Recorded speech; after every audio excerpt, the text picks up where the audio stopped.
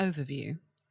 From the point of view of mortals, the heavens are mostly immovable. The stars are where they are, shifting slightly as the year turns, and with a noticeable rhythm.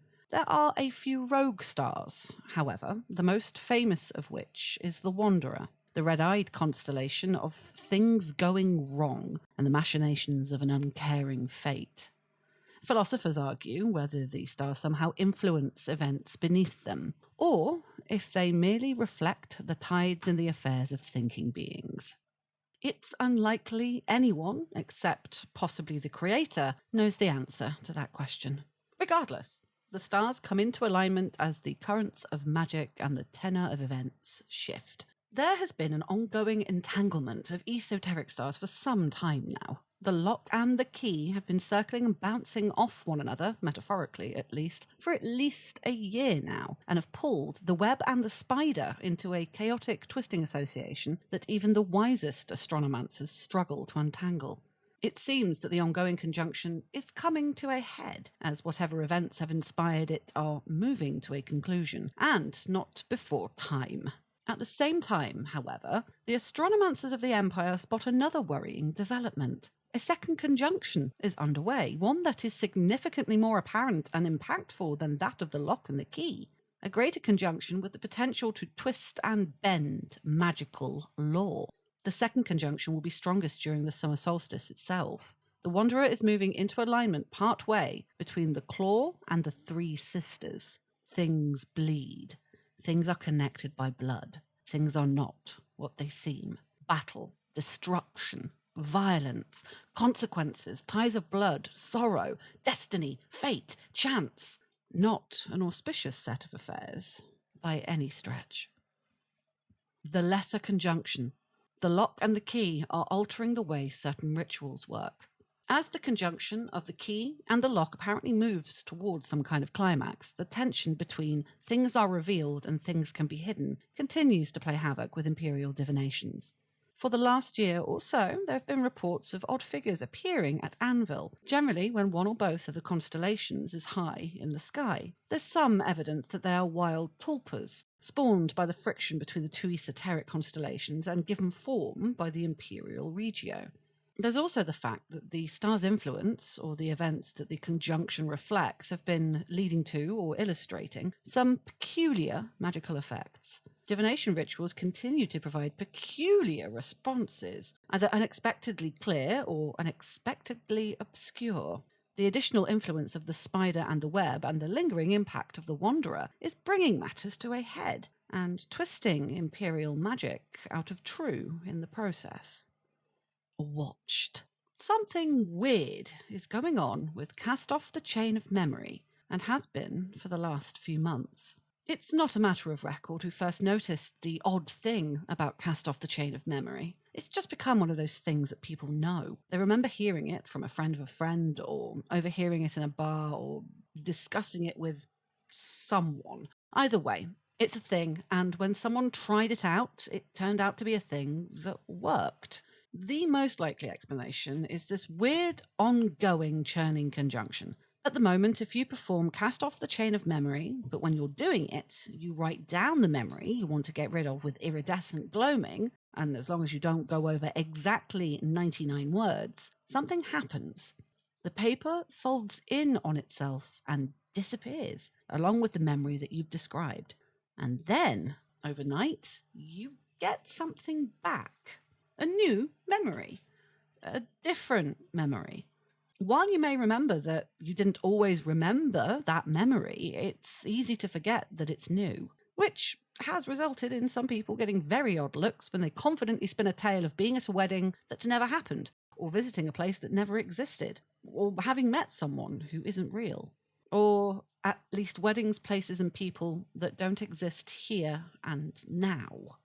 There's been some similar things happening around the tulpas of the lock and the key, apparently, so it makes sense to assume that that's what's happening here as well. It's apparently been going on for a few months, but with things coming to a head, it's not clear if it'll keep on happening. While it seems to be just a little bit of eerie night magic fun, worth trying once for the novelty, not everyone thinks it's so innocent. A few magicians are suspicious about what's happening to the memories written down and where the new memory is coming from, and so urge caution. Some magical phenomena are unwise to experiment with. Out of character process. If you perform cast off the chain of memory at the Imperial Regio, the target can write down the memory that they intend to lose in as much detail as they like, as long as it doesn't go over 99 words. The ink needs to be infused with a measure of iridescent gloaming, which you can give to the ref during the casting, and the paper needs to have the target's PID written on the back. The memory recorded must be a real memory that's being removed with the ritual, or nothing happens. At the completion of the ritual, if the other criteria are met, the paper disappears and take the memory with it. Before going into play the next morning, you can visit the Regio again. Don't go to God, come to the Regio to receive a written description of a new memory that your character now remembers having experienced. If you have any out-of-character phobias, traumatic subjects, or experiences that you want to avoid reading about, you can include them on the reverse of the paper along with your PID. Crescendo. The rituals Swim Leviathan's Depth, Clear Counsel of the Ever-Flowing River, and Combing the Beach will be restricted during the summer solstice. For some time now, some of the Eternals contacted by ritual magic via the Imperial Regio have been complaining of loud music, interfering with their ability to hear Imperial magicians.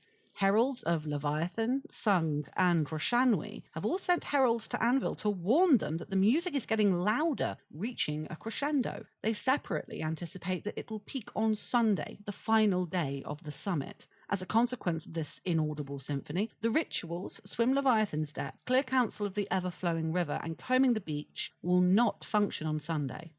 If attempted, the ritual fails and the mana will be returned to the coven who tried to cast them. As such, all three Eternals caution that during the coming solstice, Imperial magicians will have one window of opportunity to pose questions on Friday and one to receive answers on Saturday.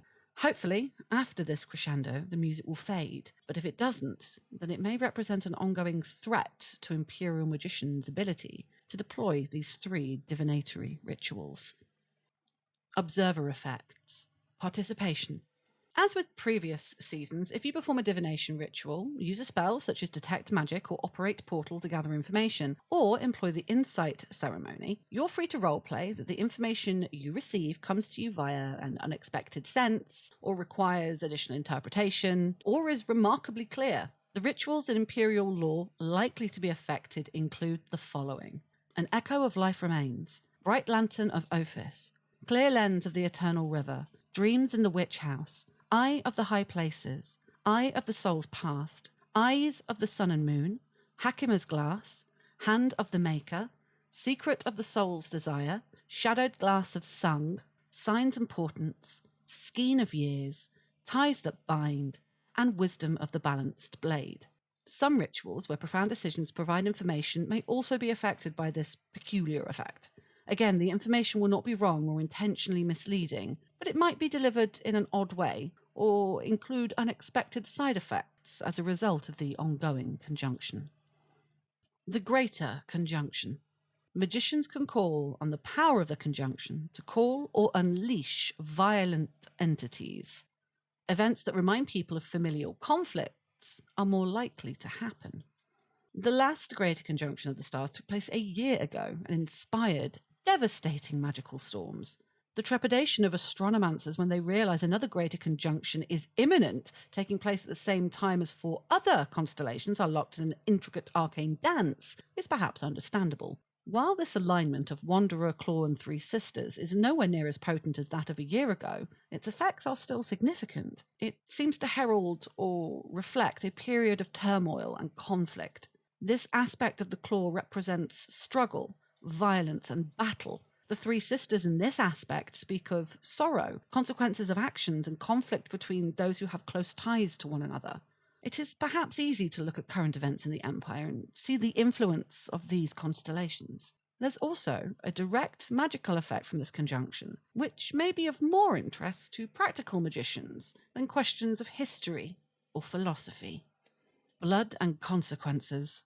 Between sunrise and sunset on Saturday, magicians can draw on the power of the conjunction to perform rituals that call entities from the eternal realms. Using the power requires all contributors to cut themselves at the start, and all are reduced to 0 hits at the end. In return, each contributor gains +1 rank of the appropriate law to perform that ritual. For the purposes of the conjunction, sunrise is considered to be time in at 10 a.m. and sunset is considered to be 10 p.m. During the height of the conjunction, Saturday of the summer solstice between sunrise and sunset, the imperial regio resonates with the power of the stars. During this time, the threshold between the mortal world and the eternal realms will be weakened, and some magic that draws on the creatures and spirits from outside the mundane will be more powerful, provided the ritualists are prepared to face the consequences. By drawing on the power of the conjunction, the ritualists can greatly empower rituals that invite destructive or violent spirits or creatures into the Empire. Such rituals must either unleash controlled spirits, usually in the form of a curse, or call entities to support military endeavours. At the beginning of each ritual, each contributor must roleplay inflicting a small cut on themselves and allow the blood to flow freely. They then perform the ritual as if they had +1 rank in the appropriate law. But at the completion of the ritual, all contributors immediately drop to 0 hits and begin dying. A given character can only draw on this power once during the summit. If they attempt it a second time, they are immediately reduced to 0 hits and begin dying and gain no benefit. Note that everyone involved in performing the ritual draws on the power, even if they don't need the additional ranks. All must inflict the bleeding wound, and all are reduced to 0 hits, even if they're not part of the coven, due to using an item such as a Volhov's robe, or belong to an entirely different coven, cooperating thanks to an item such as the Web of Celestial Attunement or an Archmage's Belt of Stars. The conjunction explicitly affects the following rituals. Rituals that summon heralds to support an army, fortification, or a military unit. These are Fire on the Water, Knights of Glory, Clarion Call of Ivory and Dust, Accoutrements of War, Machines of Destruction, Golden Ramparts, and Wolves of Winter. Rituals that call forth warriors from a personal resource. These rituals are Raise the Dragonsworn Cohort, Conclave of Trees and Shadow, Carve the Crystal Guardian, and Lions of Phoenix Reach, and rituals that unleash controlled spirits to bedevil a territory. These rituals are Foam and Spittle of the Furious Sea, Thunderous Tread of the Trees, and Winter's Ghosts. Other rituals from other sources might also be affected, but they must explicitly call denizens for potentially violent purposes. Simply drawing on the power of an Eternal isn't enough, nor is summoning creatures for peaceful purposes. The Net of Gossamer Chains, for example, can't be empowered with this ritual. Conflict and family. Participation. Events conspire to remind people of and exacerbate familial conflicts. The influence of the stars or the tides of magic can be more subtle than the most understated autumn ritual. During the summer solstice, events conspire to remind people of past conflicts with members of their family, however they define it. Similarly, seemingly minor things happen that exacerbate existing conflicts. Throughout the event, players are encouraged towards conflict with those that they have close familial ties to. This takes the form of reminders of past arguments, settled and otherwise, of people being more cognizant of the things their loved ones do that annoy them, of bad habits, of feeling taken for granted, of unspoken rivalries and unrealised resentments. Acting on these sentiments, finding an excuse to have an argument or make a biting remark at the expense of someone your character has a familial tie to, feels especially satisfying with the stars in alignment as they currently share. There's no requirement to engage in actual violence unless that's appropriate to your characterization, and you should always remain cognizant of our conduct rules when engaging with this element. Battle and sorrow. There are reports of unfamiliar entities moving to attack several locations. As visitors begin to arrive at Anvil, some of them bring worrying news, which seems at least on the surface like it might be related to one or both of the astronomantic conjunctions. There are reports of unfamiliar soldiers moving towards attack locations in disparate parts of the Empire, slaughtering anyone who gets in their way. There's an obvious connection between these bands of attackers. They're described as having the proportions of humans or orcs, but not being either humans or orcs. They're all reported as wearing blue sashes with a military look. They kill implacably, without mercy, without even pausing to listen to their victims. The prognosticators are swiftly able to determine that conjunctions of the Sentinel Gate exist that allow Imperial heroes to intercept these reported warriors. There's very little notice, however, and no chance to get soldiers or garrisons into position in time to intercept the attacks. It's pure chance that these reports have reached Anvil in time to find these conjunctions, and some magicians are of the opinion that the only reason there's any warning at all is the subtle influence of unleashed autumn magic resonating with travel and communication. What follows in shadow? Conjunction. A division of the mysterious attackers are moving towards the aviary of Ishal. The Sentinel Gate will open at 5:30 on Saturday to Maikos Copse, Skymark, Calavesa. The Ravenseer is responsible for protecting the aviary of Ishal.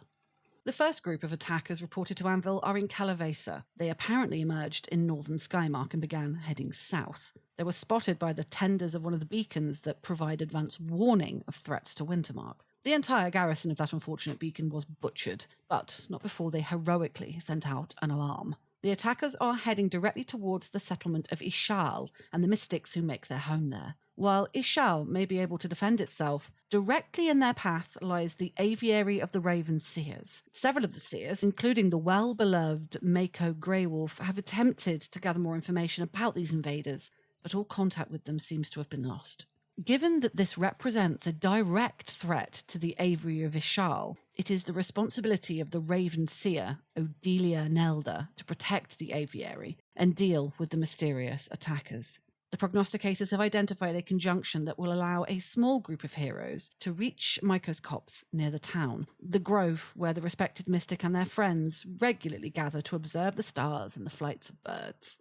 There's a good chance that if the attackers are not intercepted successfully, they will destroy the aviary and slaughter many of the mystics who reside there before presumably continuing to attack the town of Ishal itself. Old friends and new threats.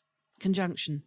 A division of the mysterious attackers are moving towards the prime harp of the Harps of Astolat. The Sentinel Gate will open at 6 p.m. on Saturday to the gardens of House Cadence, Winterbourne, Astolat. The High Bard of the Empire is responsible for protecting the Harps of Astolat. Even as the prognosticators are racing to find a conjunction to allow heroes to protect the aviary at Ishal, news of a second group of warriors arrives. This group are on the other side of the Empire, in Astolat. At first, the assumption is that they will quickly be dealt with by nobles, knights, and armed yeofolk, but this turns out to very much not be the case. There are garbled reports of a clash with one of the minor houses who were in the middle of celebrating the victory in the Barrens, during which all the Dornish were killed or forced to flee. In a similar manner to the first group of attackers, this second group appears to be moving in a roughly straight line. The first major settlement they'll reach is the town of Weaving. Weaving itself isn't undefended. The Knights and Witches of House Cadence are apparently already en route to protect the Yeofolk and the Weavers there, but it's not certain they'll be able to save the town. Before they reach Weaving itself, they will almost certainly pass by the prime instrument of the Harps of Astolat. Given this represents a direct threat to one of the most important and inspirational musical instruments in the Empire, it is the responsibility of the High Bard of the Empire, Protectorate Ryle, to intercede, most likely in conjunction with the noble families of Astolat. If this central harp is destroyed, the entire web of musical instruments that crisscross the territory will go awry. It'll remove the benefits that they apply and might conceivably make the situation worse, potentially disrupting the production of mana in Astolat in unpredictable ways. It is likely to be expensive and time-consuming to retune the harps to their former glory, should that even be possible. Neither beginning nor end. Conjunction. Another division of the mysterious attackers are moving towards the Pool of Silver Clouds. The Sentinel Gate will open at 6:30 on Saturday at the Verdant Grove, Goldglades, Miaran. The Dean of the Thorned Rose is responsible for protecting the Pool of Silver Clouds. The third group of attackers are reported as having emerged from the foothills of Central Local in Temeshwar, but the warning comes from Miaran. Specifically, the Vates who study the Pool of Silver Clouds in Goldglades have sent a messenger to Anvil, calmly informing the Navarre of a threat that their divinations say they cannot endure. There's some confusion. The messenger must have set off some time ago before the first of the attackers was spotted in Calavesa. The Vates messenger explains that while they don't know the specifics, The seers of the Pool of Silver Clouds foresaw their own deaths some 6 weeks ago. They also divined that the only chance to avert their murders and the destruction of the magical pool that they tend was to send a messenger to Cassinea and tell the Dean of the Thorned Rose what their visions had revealed. The attackers must be intercepted at a place called the Verdant Grove in northern Goldglades. If they aren't stopped there, it is inevitable that they will achieve their goal and destroy both the seers and the pool. When asked for more details, the messenger can only say that the pool is better at predicting disasters than it is in providing information about how they might be avoided, as evidenced by the opening of the sinkhole. The civil service aren't entirely sure what to make of this, but the prognosticators confirm the Sentinel Gate will allow a group of heroes to reach the Verdant Grove on Saturday evening. Given the comments of the Vates who are most directly threatened, it is the responsibility of the Dean of the Thorned Rose, Bledry Eternal, to protect the pool and deal with the attackers. Where the prophecies of peculiar Vates are concerned, it's perhaps best to err on the side of taking them seriously, particularly when they've proven correct in the recent past. A violent mystery. There's still no indication who or what these attackers are.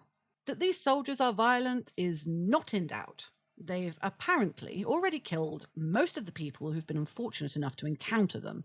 If there's a connection between their 3 targets, it's not clear exactly what it is. It's also not clear what these attackers are. Prognosticator Atraxes cautiously opines that they might be tulpas of some kind, but their appearance doesn't match any known form of emanations from the constellations involved in these conjunctions. His colleague Ingvar Thunderbrow ponders if it might be something to do with the Thule, while a more prosaic Marcher prognosticator by the name of Mary Gadhook says they might well turn out to be mundane bandits, banking on imperial credulity to make themselves seem more threatening than they actually are. Regardless, whichever Imperial heroes go to intercept them may find it useful to ascertain who or what they're dealing with once the immediate threat is ended. Different tides. Conjunctions influence magic in many different ways. While the Wind of Fortune talks in terms of astronomancy, the tides of magic, fate, and chance that they refer to are also mirrored in other magical traditions.